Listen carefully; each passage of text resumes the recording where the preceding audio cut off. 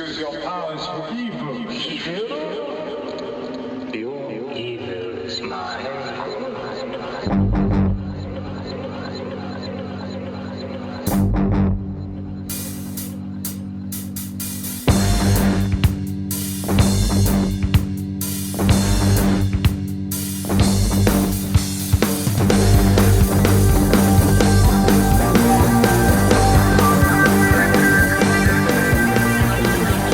Hello, and welcome to a new episode of Next Stop Everywhere, your podcast all about Doctor Who.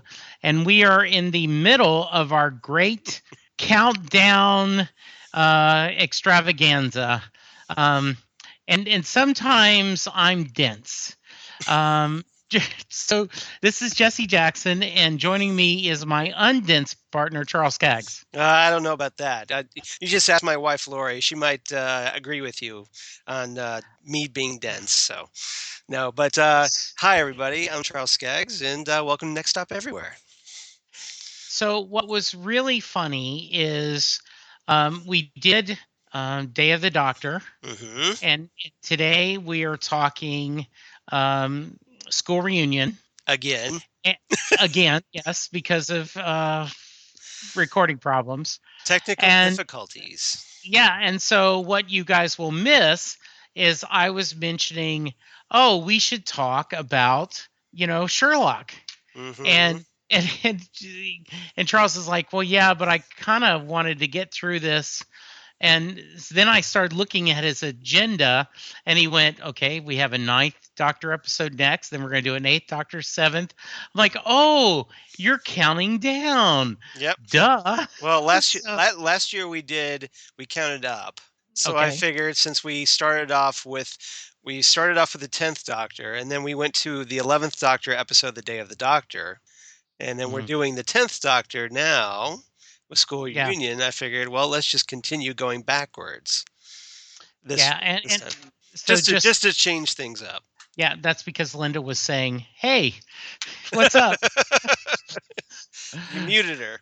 Yes, I did. I Okay. muted you.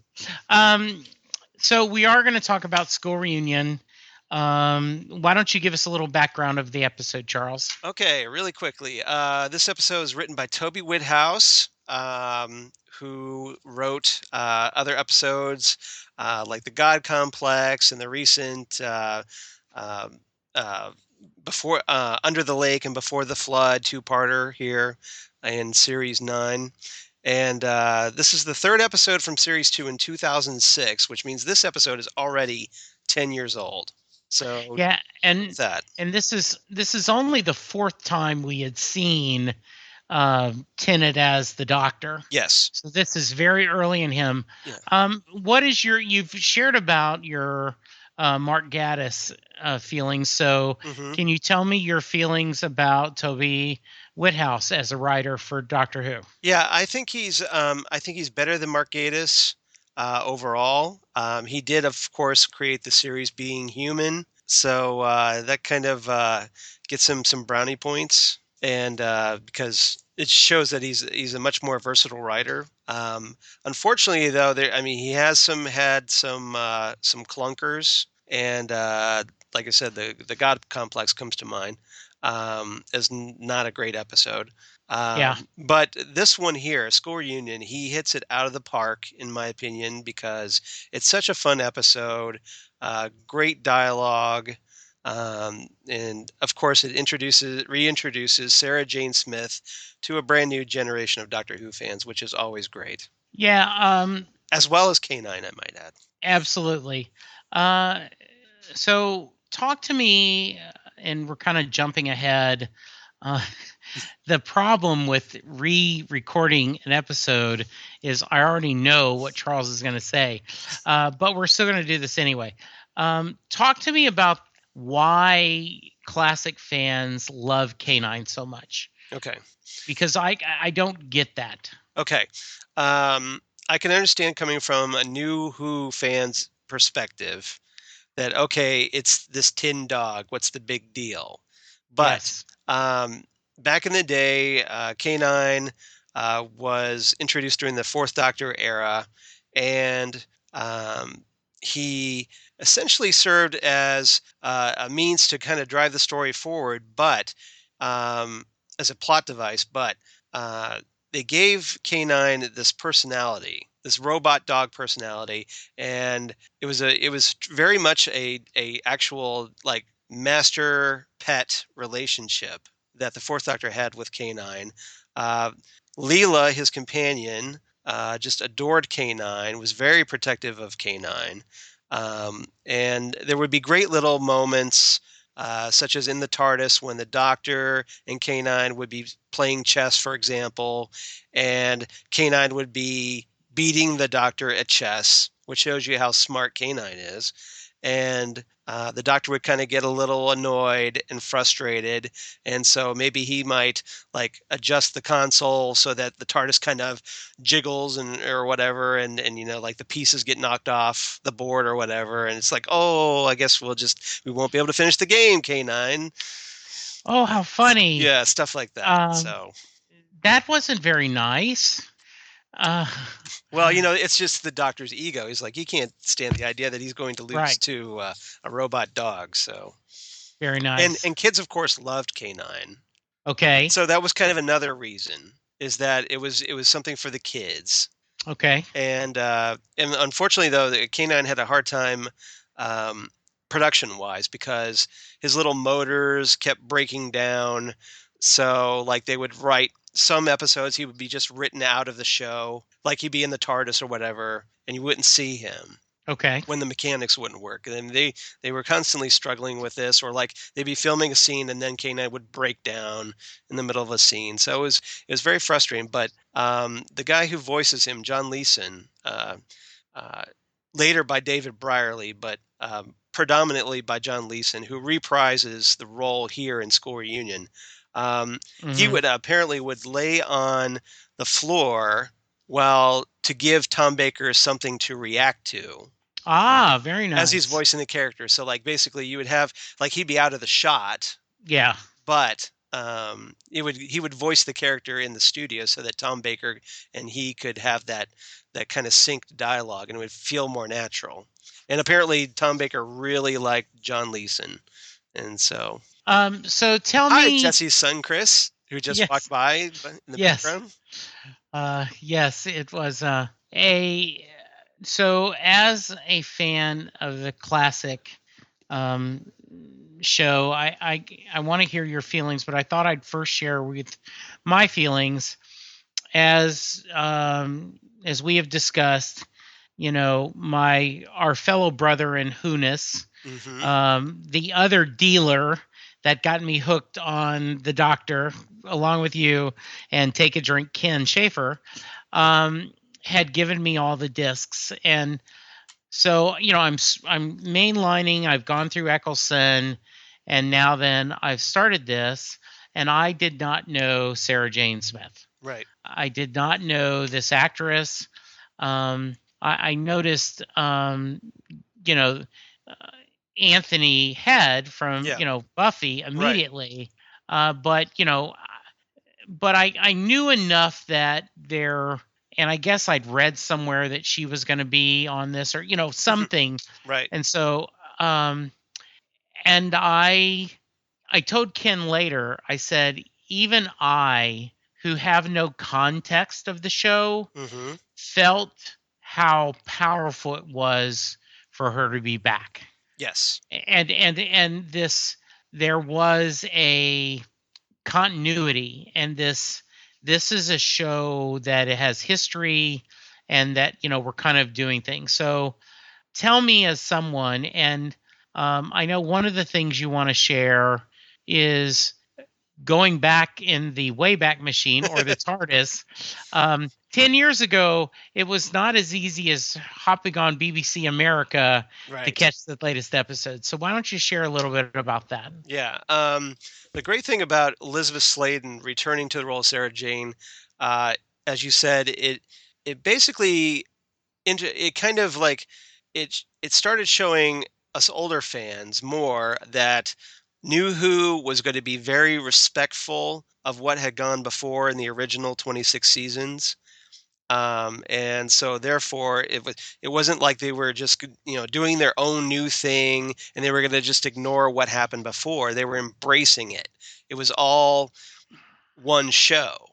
And And so this was being the second season, yeah, it was it's still very new. So like we got mentions of Gallifrey and very little though the Dalek, yeah. but very up till then, it's not that much really connecting to the original show as of yet. So And this was yeah. a big deal. And Charles, I kind of what did you guys know at the time about Russell T Davies? Because from our perspective now, I've read, his book and interviews. Hmm. You know how much he loved the original series, Right. and he has said now after the fact that we've heard now that he told people there's no way I'm doing this unless I'm not doing a reboot. Right. If you want me to do Doctor Who, it's going to be the same continuation. Yes. So what did you know about back then? Well, personally, I knew that he had done other shows for the BBC. I hadn't watched any of them, but I did know that he wrote a book, a Doctor Who story novel called Damaged Goods. It was part of the what they called then the like the Missing Adventures series for Doctor Who books that were being published at the time, and this was during the the dark times between um, you know after the shows when the show went off the air originally in 1989 up through before 2005, And and this was Charles, this was after the TV movie. and I'm going to stop you there. Yeah. I find it interesting. I have, I got for Christmas last year, Hmm. Behind the Couch. Hmm. It was the celebrities talking about it. And a couple of them said, I grew up during the dark periods. Yeah. It's like us comic fans saying pre-crisis and post-crisis. Right. That is a thing with Who fans. Yeah, there were basically these wilderness years where we were just desperate for anything Doctor Who because there was no show. This was before the Big Finish audios really took off, and starting with around 2000, and so all we really had, for the most part, we had Doctor Who magazine, which still continues today, thankfully, which is basically mandatory if you're a Doctor Who fan. Um, and we had the New Adventures books and the Missing Adventures. The Missing Adventures were like past Doctor novels, and then the New Adventures were like continuing from Sylvester McCoy's Seventh Doctor era with Ace, and they kind of like added Bernice Summerfield as their like a second companion, and then companions would come and go, and then before they shifted to the Eighth Doctor. And one during the Seventh Doctor era, there was the novel, like I said, Damaged Goods by Russell T Davies, just recently adapted for audio on Big Finish. Um, so if you're really curious, if you haven't been able to check out the novel, I'm not sure. It might be online, like on iBooks or something, or Amazon. But if not, you can check out the Big Finish audio. It's actually pretty good. And it's interesting because there's a character. You can kind of see where he got certain character ideas from, because there was a character called Mrs. Tyler in Damaged Goods. Yeah. And it's centered around like this the housing block of apartments kind of that they have in rows. Yeah. So it seems like there was a lot of ideas that Russell T Davies used in Damaged Goods and kind of carried over and changed and tweaked. Like some of the character names are obviously different in situations. Like there's a girl that would basically be like Rose, but she has a brother in Damaged Goods and so on. So it's kind of interesting. Who's the doctor in this? It's the Seventh Doctor, Sylvester McCoy. Okay. So, Interesting. Yeah, and some Sylvester McCoy reprise it. Two different companions, but yeah, nothing. They were just in the books, and then now adapted for audio. Okay, because I do not see it in On as Amazon. I'm looking at. So Yeah. I'll have to check that out. Yep. Um, It's pretty great. I love the writer's I tale. could always send you the MP3 if you're curious. There you go. Yes, we will do that. I love the writer's tale. It's one of my. I love reading his behind the scenes and his thoughts. And like many great writers, he struggles. He doesn't sit down and happily write. No. It's Because you fret about things as a writer. You want things to be perfect. You're like, and after you get it done and you turn it in and you're like, oh, I should have done this way. You second guess yourself all the time. So one of the things that I am quickly becoming a cliche about, Charles, is as we go back and you acquire a taste for the Doctor, because you can enjoy the Doctor Who series, and you certainly can, but it's kind of, and you and I are neither one drinkers, but you can drink wine and get tipsy, and then as you get more and more a palate, more other things. And Linda tastes things in bourbon that I just go, it tastes good, and she tastes all these flavors and stuff. So I was not a fan of Mickey the first pass through the series, right? And one, I think it's because of this episode. He kind of took a step forward. He did. His character does progress in this episode. But he was a little more, I think there's a little more depth to him. And I give that character a little more credit than I would have normally. Yeah. So what do you think about that? I think I agree. I think in series 2, Mickey was definitely written better. He wasn't as, like when we first see him in Rose, for example, he is, he tries to be a big shot, but he's ultimately a coward. And he's portrayed that way so that Rose can step up to the plate. I get that. He's essentially, I think initially he was created as okay, Rose has this kind of loser boyfriend, so she's more than willing to run off with the Doctor and have adventures. But they kept Mickey around as a recurring character whenever the Doctor and Rose would return to Earth. And then you start really kind of seeing, starting with the Christmas Invasion, I think, that kind of turnaround where he's kind of starting to find his own life, and he's not as hung up on Rose. And so I think when your only purpose of a character is to interact with another character, that's tough to do. And so I agree. And then here in School Reunion, when he's in the car and with K9, and he kind of realizes that he's the tin dog. He's basically, he feels that people see him as just a tool, a means to an end, and not really a person. And so he kind of he's like, okay, I guess I do want more out of my life. I would like to travel with you, Doctor. Yeah, and I like the idea. He kind of stands up on his own. I think that's a really powerful moment. And, there's it's funny, but in a way it's very demeaning when the Doctor says, don't forget to crack a window.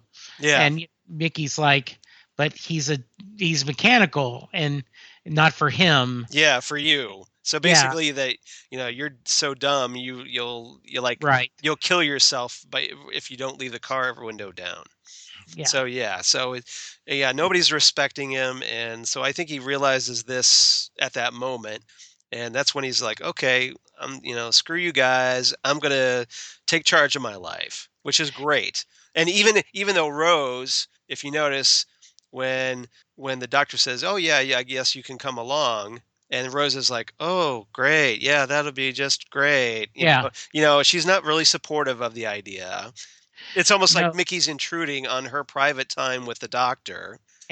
And I think that's exactly what it is. It's kind of petulant, in my opinion.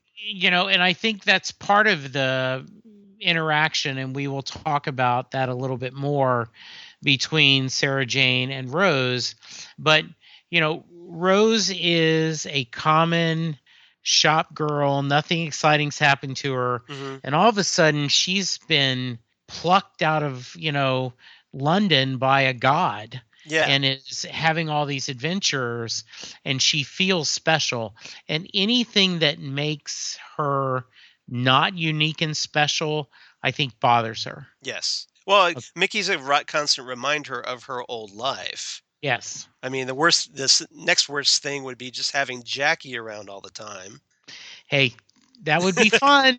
Jackie was well, we great. saw how well it might go when in Army of Yes. Ghosts and Doomsday. Absolutely. Which is not well at all. But Mhm. not for the Doctor anyway. Yeah. I loved seeing Anthony, Head coming in. Just, Giles is one of my favorite characters, and his line in the season, in the Buffy, what was it, season 7, where he shows up at the magic shop. I question that. I'm getting the. Never mind. Are you blanking? Yes, we're blanking out. Are we aborting? Yes. No. When they said, when he comes on to the bookstore and the magic shop and says, I question that hypothesis or something. He's just absolutely a wonderful father figure to the whole Scooby Gang, and a great actor. And he was wonderful in this role. Yes. Yeah. You can see he's really enjoying himself. Just the fact, just these maniacal facial expressions that he has when he's like pretending to be an alien creature that's like all over the place, and it's great to watch. He's chewing the scenery thoroughly, which is great. I think he would have been a really great master, possibly. Ooh, yeah, because this episode does not have a lot of depth. No. It is a very simple monster of the week. Mm-hmm. Doctor Who does love being in them schools. Yes. But the true star of this is the Mrs. and the X getting together, as Mickey said. Mm-hmm. A gentleman's worst nightmare. Yeah, man's worst nightmare is every man's worst nightmare. Yeah, pretty much. And it's just one of those things that kind of makes this episode so special. I think is that you've got this. You do have it. It's very simple, but it's also wrapped in nostalgia. Yes, but in a healthy way. Yes, it's not. It's not slaving to it. It's just embracing it. Totally agree. So Charles, share with me how you felt about the Sarah Jane and Rose kind of character journey they had in this episode. Yeah. They started out not being. I mean, there was a little bit of. Yeah. It is very much cat gets like companion cat fight. It's like yes. But with your throat, I'm sure you had trouble with that sound effect.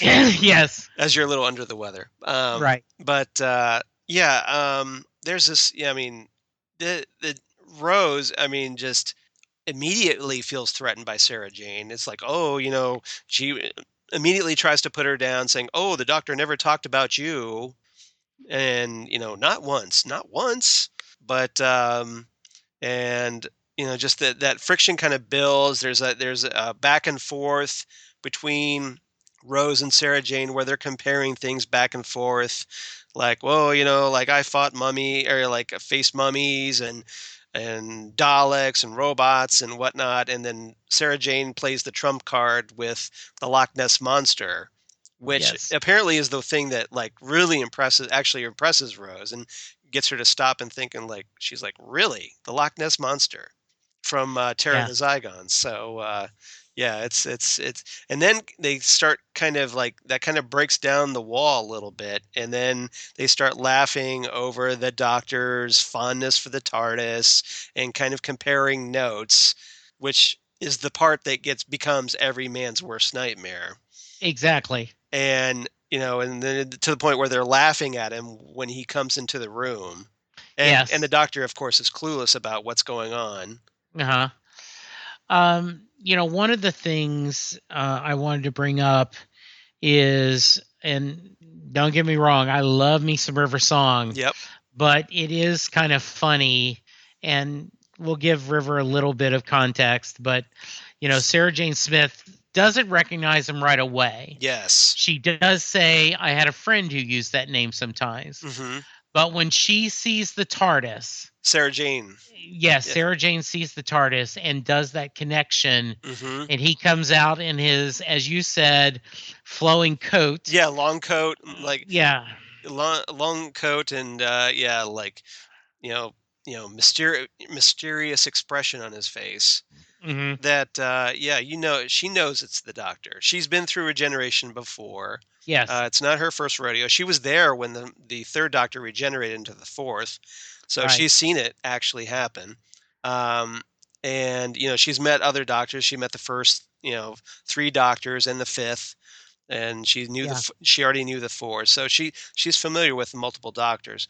Um, but so I think, yeah, she picks up on it much quicker than River Song did. Yes. River, who is supposedly his wife. Right. Um, so And so it's almost like Sarah Jane was a better wife than River yeah, Song. maybe so. Hey, here we Maybe a go. little controversy, Yes. I know, but Right. yeah, I'd make that argument that Sarah Jane was a better, Yes. especially since she's pretty much considered to be the definitive companion Right. in a lot, even in any fan surveys or whatever, especially since Elizabeth Sladen returned in this modern era during the 10th Doctor era. I think that kind of like she already had that original fans, so and every that already considered her the best companion, but now you had another generation seeing how great she was, Yes. and then with the Sarah Jane Adventures spin-off, Right. um, that it just kind of built her up, and so now that she basically hit Doctor Who legend status, and it's going to be very tough for any companion to kind of knock her off that throne, in my opinion. Do you think if Elizabeth Sladen would have been alive, she might have played the part of Rose in the 50th anniversary special that Billie Piper Oh, did? you mean as the moment? Yeah. That's a good question. I don't think so because of the Doctor. They tried to match Rose. They got Billie Piper because they were hoping for that Eccleston would be there. Okay. And then he gets replaced by the War Doctor, and Sarah Jane doesn't really have anything to do with the War Doctor. Now, it's possible that Sarah Jane would have had a different role. Right. It would have been great. It's one of those big what ifs that we'll never know, Yes. sadly. But just you'd like to think that in some way Sarah Jane would be involved, and especially if you had Tom Baker returning as the curator. So maybe she would have been Absolutely. there with him, Yes. and it would have been very great. It would have been just absolutely as great as that scene was with Tom Baker in the Day of the Doctor. How much better would it have been if Sarah Jane Smith had been there by his side? Would have been pretty cool. So I have a question. I have a two-part question, Hmm. and there's the real world, boo hiss, Yeah, and then there's the world of Doctor Who. I'm again it. I'm again Yeah. against that real world. So, why do you feel in the real world Hmm. the show has not gone back and brought past companions into the show? Okay. Really, Then once you answer that, yeah. then we're going to go why, from a story wise, do you feel they haven't done it? There's the real world consequences of, actors and getting it going, and then explain why the doctor himself doesn't go back and visit. Well, I think real world, pretty quickly now. I think real world is that, of course, the actors have aged. Some of them, sadly, are no longer with us. Some of them are very old now. Maybe they don't want to do it. Like William Russell might not be up for it. Right. Who played Ian. But others. I mean, a lot of them do Big Finish audios. They still do Yeah. conventions. So I Yeah. think they would. I think a lot of them would be willing to return. Um, Right. but from the show standpoint, I think the show has to play that little careful walk that tightrope of between embracing nostalgia and not embracing it too much. Yeah, you Because don't want to. you don't want to You just keep rehashing the old stuff. right, and You want to chart new territory. you don't want to tarnish. Like, one of the reasons why this episode is so special is because we had not seen a previous companion, Mhm. and it was a big deal that we saw Sarah Jane Smith. Right. Now, I understand in Sarah Jane Adventures, Mhm. we saw a couple other older companions, right? You Right. know, at least one or two more. Yeah, we got Joe Yeah, Grant and the Brigadier, and so yeah, yeah, it would be. right. So I think it's one of those things that, um, as long as it's used sparingly, I Yes, think it definitely should be used. I don't think you should write out those old companions. You right. just don't have to do it all the time. Well, because then it becomes there is, it's you're overpowered the seasoning. Yes, So in the show, yes. The Doctor. yeah, I think it's because, and well, you share your opinion. Well, What's your theory? Well, in version 1 of this episode, Yeah. I made Yes. the our draft. Yeah. I made the comment that in the next Doctor, the Doctor makes the comment that that they break his heart Yes. when they leave.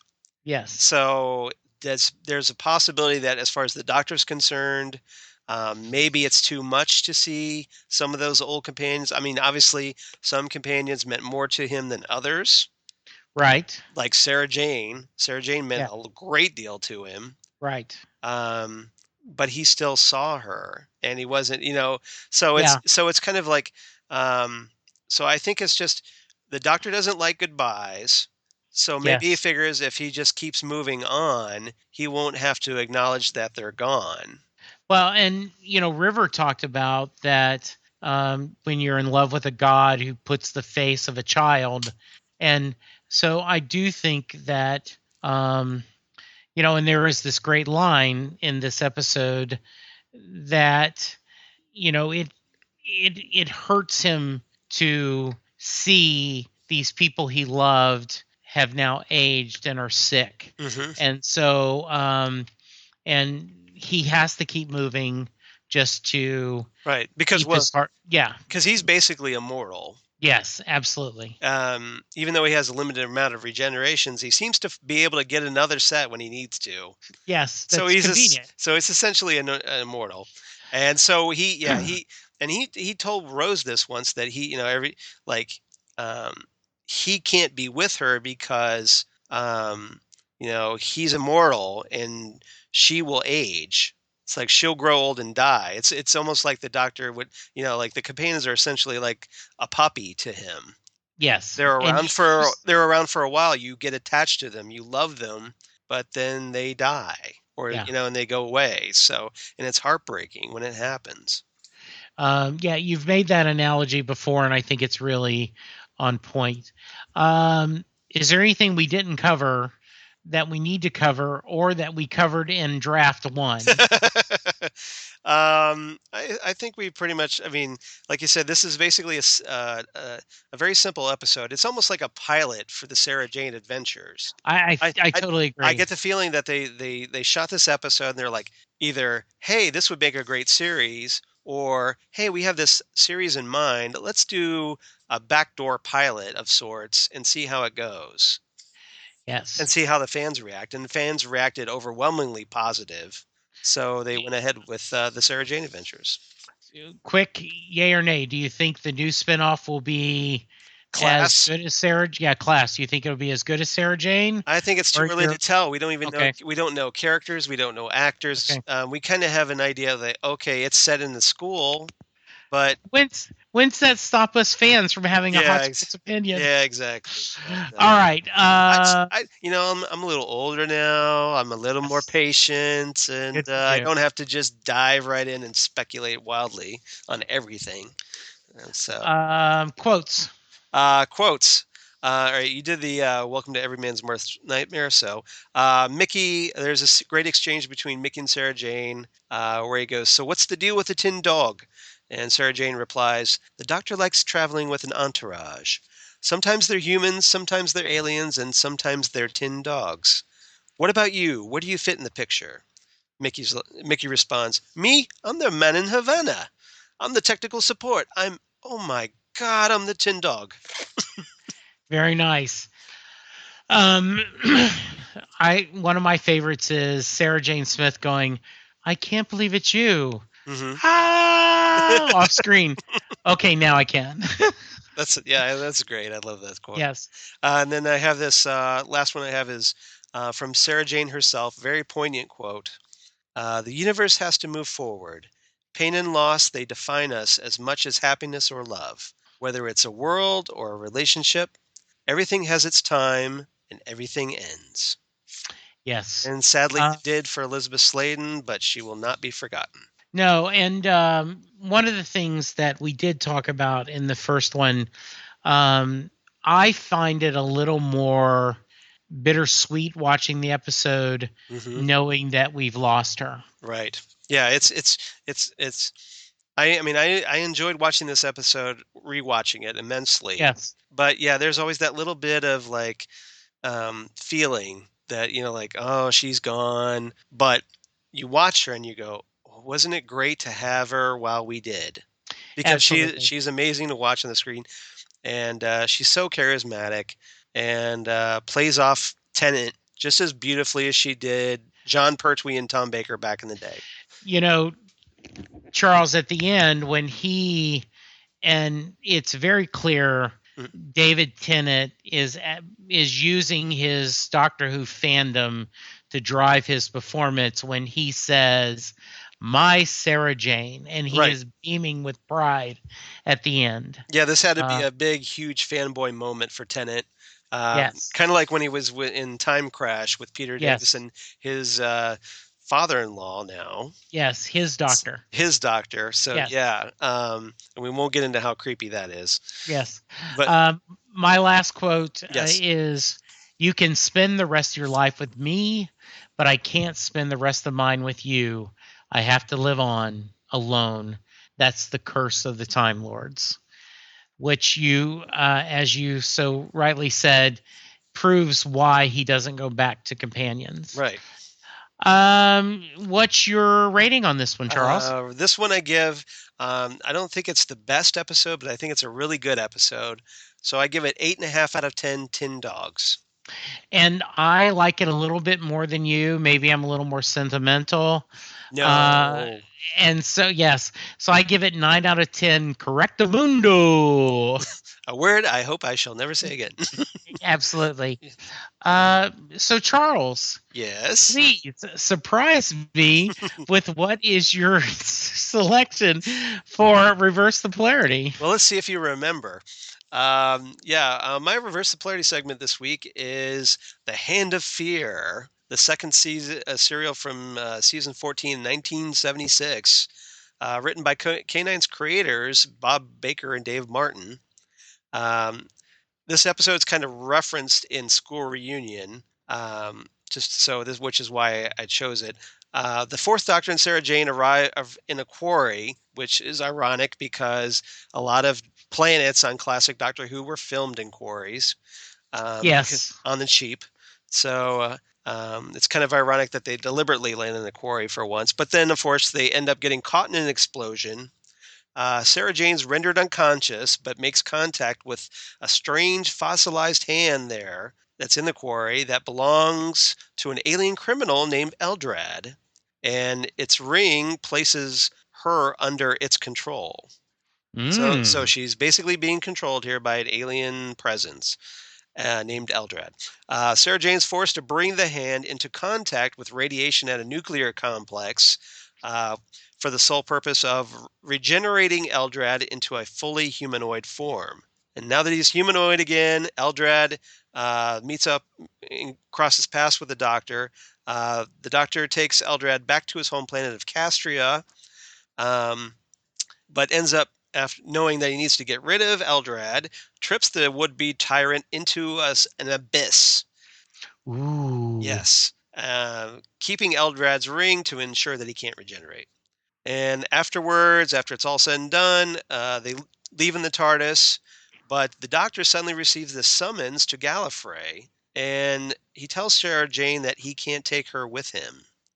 Yes. So the Doctor returns her to Earth, where she tells the Doctor not to forget her, which he doesn't. As the TARDIS dematerializes, however, Sarah Jane realizes that the Doctor didn't leave her out on Hillview Road as planned, and probably not in South Croydon, where she was supposed to she was supposed to be there, and the Doctor completely found the wrong target. Thankfully, he found the right time zone. But Yes. So, oh well. But and that whole confusion on the Doctor's part is kind of what Sarah Jane rides him about in Score Union. Another reason why. Yeah. Very cool. So great episode. Just so much fun, and awesome to count down our our travel down Who Lane. Yes. Charles, how can people find you? Really quick, they can find me at Charles Skaggs on Twitter, at Charles Skaggs on Instagram. I'm on Facebook, of course. Google Plus for all you crazy kids in the Google Plus, and my blog of geeky things, Damn Good Coffee and Hot, where I talk about things like Doctor Who, Next Stop Everywhere, and lots of comic and sci-fi goodness. Good. I am at Jesse Jackson DFW. The show has a Twitter, Next Stop Everywhere SMG, and we are Next Stop Everywhere on Facebook. We're at Next Stop SMG on Twitter. Yes, and I got we just got a new follower, and she sent me a message that she is enjoying. She has an hour commute both ways, and she's making her way through the episodes and wants to know how have we never talked about Vincent and the Doctor. And so I said, it's on there. We will get there. We will get there. Yes. Everything happens in time. So, absolutely. But next week, though, yes. What are we going to talk about? Next week, we are going to go to Doctor number 9. We are going to End of the Universe? The End of the World. End of the World. Which is Christopher Eccleston's second episode. Yes. And it's the episode that actually proved to me as a classic Who fan that New Who, it was actually going to work. I wasn't I enjoyed Rose, but The End of the World is the one that really actually sold me on the new Doctor Who. Well, I will look forward to rewatching it and thinking about that. I do not think I have ever seen that episode except the one time when I was going through them. Others we've had, so that's going to be really great. Charles, thank you for recording this again. You're always welcome. One of the things that we did not talk about this time because we were trying to make things quick is Saturday night I was at a Bruce Springsteen concert, and so in honor of that, my ending quote is appropriate and Springsteen related. Now we went walking in the rain, talking about the pain from the world we hid. Now there ain't nobody nowhere, no how, gonna ever understand me the way you did. Maybe you'll be out there on the road somewhere, in some bus or train traveling along. In some motel room, there'll be a radio playing, and you'll hear me sing this song. Well, if you do, you'll know I'm thinking of you and all the miles in between, and I'm just calling one last time, not to change your mind, but just to say I miss you, baby. Good luck, goodbye, and instead of Bobby Jean, we're going to say Sarah Jane. Thanks, everyone. Talk to you soon. Bye. Bye, everyone.